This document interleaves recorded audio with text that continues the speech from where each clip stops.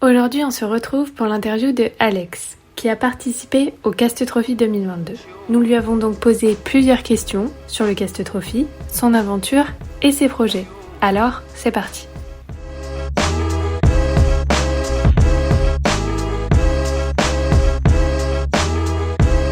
Alors, je m'appelle Alex Cagnin, j'ai 21 ans. Je fais de la moto depuis que j'ai 4 ans. Et je fais plutôt de l'enduro extrême maintenant, en compétition sur le championnat de France. Et voilà pour le moment. Et donc mon palmarès, j'ai eu beaucoup de blessures surtout. Et j'ai fini deuxième du championnat de France d'enduro extrême en junior cette année. Et puis chez nous on n'a pas trop de courses, on n'a pas trop de championnats, mais des top 10. Et puis voilà.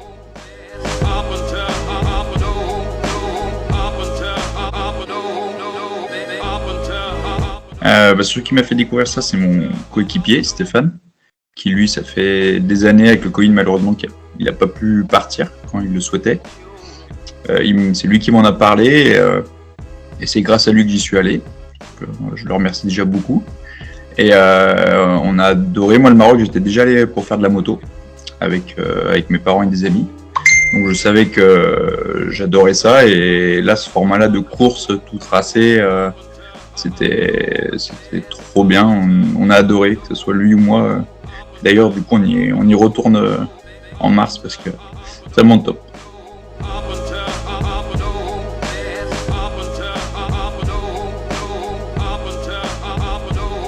Alors déjà, ceux qui connaissent pas, il n'y a pas besoin d'avoir peur, tout est hyper organisé. Il n'y a pas de souci qu'on soit novice, pas novice, qu'on ne soit jamais allé au Maroc ou dans le sable, peu importe. Ça en fait pour tout le monde. Et alors comment ça se passe ? C'est comme un enduro classique. On part d'un point. C'est une grande boucle qu'on a à faire 2 fois dans la journée. Et, ou pas, ceux qui n'ont pas le niveau, on est obligé de la faire 2 fois. Et en fait, sur la grande boucle qu'on fait 2 fois, il y a 2 spéciales ou 3 à faire, et là qui elles sont chronométrées. Et donc voilà, on roule avec des petits GPS qui nous indiquent une trace, et voilà, c'est plutôt cool.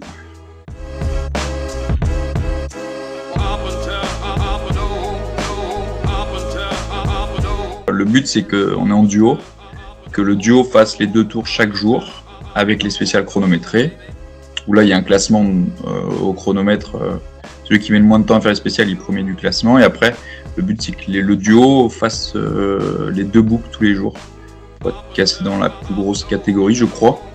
Et après, sinon, c'est Explorers. Je crois que c'est quand on fait qu'un tour, il me semble.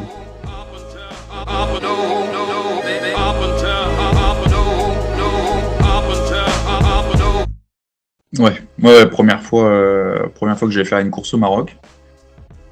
J'en avais jamais eu l'occasion d'en faire avant, et j'en ai vraiment bien aimé. Donc on a hâte d'y retourner.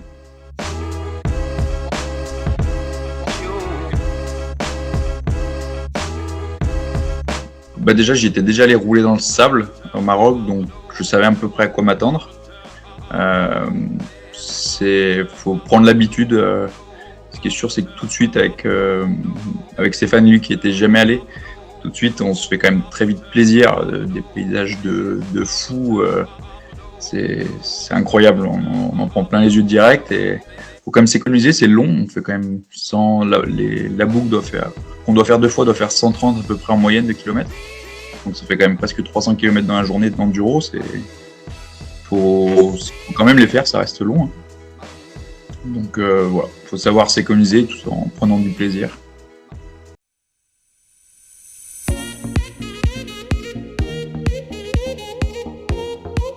Oui, c'était ma moto, une enduro classique, une 3,5, qu'on a équipée pas plus que ça. C'est vraiment des motos d'enduro de base, juste des bimousses neufs et des pneus à peu près neufs.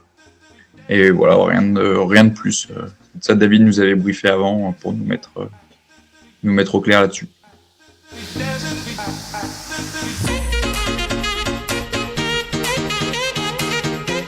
Alors, je me suis pas préparé spécifiquement parce que déjà je revenais de blessure. En fait, c'était une des premières fois que je roulais. J'ai eu un problème au genou. Et donc, j'étais pas spécialement préparé physiquement, mais comme je roule quand même toute l'année et je fais beaucoup de courses, et donc on va dire que j'ai plutôt l'habitude de rouler déjà longtemps. Mais c'est vrai que c'est quand même très physique et on va dire que c'est mieux d'avoir roulé avant, d'avoir du temps de roulage. Surtout ça, il faut savoir rouler longtemps sans s'épuiser. Donc, on va dire qu'il n'y a pas besoin d'être une machine physiquement. Il faut arriver à rouler sans se fatiguer pour prendre du plaisir toute la journée. Parce que quand on est fatigué, tu fais des erreurs, tu fais tomber la moto, tu la relèves, tu te refatigues. Donc, voilà, c'est plutôt du roulage qu'il faut, je pense, beaucoup.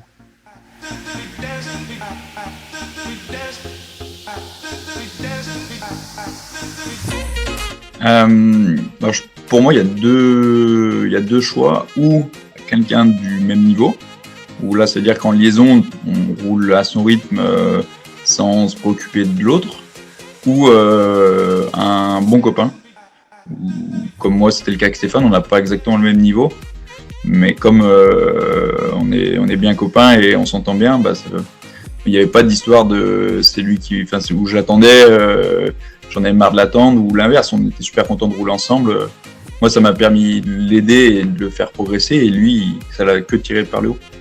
Donc je pense que oui, c'est ça. Il faut ou des bons copains ou au même rythme, comme ça, il n'y a pas de question à se poser.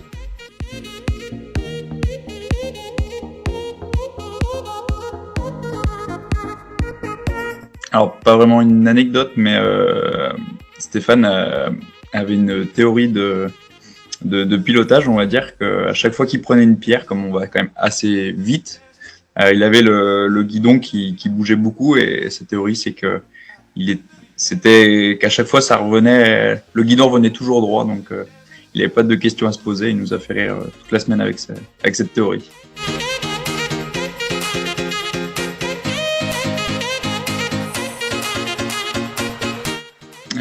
Déjà d'y aller, d'avoir la motivation de dire d'y aller, c'est déjà bien. Et pour moi, le premier conseil, ça serait de rouler avant, je sais pas si 2-3 mois avant, de prendre le temps. Je sais qu'il y en a qui n'ont pas beaucoup le temps de rouler avant, mais pour moi, la priorité, c'est de rouler avant pour passer du temps, partir autour de chez soi, mais faire des longues journées quand même, parce que ça reste des longues journées, on n'a pas souvent l'habitude d'en faire. Donc pour moi, le meilleur conseil, c'est de rouler pour déjà apprendre sa moto, si c'est une nouvelle moto, et avoir des automatismes pour ne pas se fatiguer. Pour moi, c'est ça le meilleur conseil.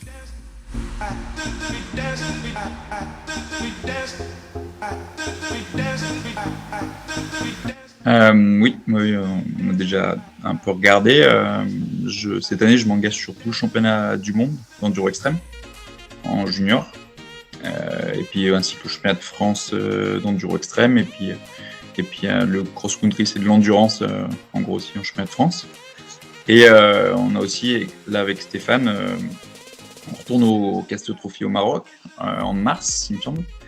Et après, on a aussi l'idée de faire le Dakar en 2024, lui comme moi. Et donc en début avril ou fin avril, on a aussi un rallye normalement qui est prévu, où on est en train de finaliser le projet, c'est pas encore sûr à 100%, et avec David Casteux qui nous emmènerait là-bas.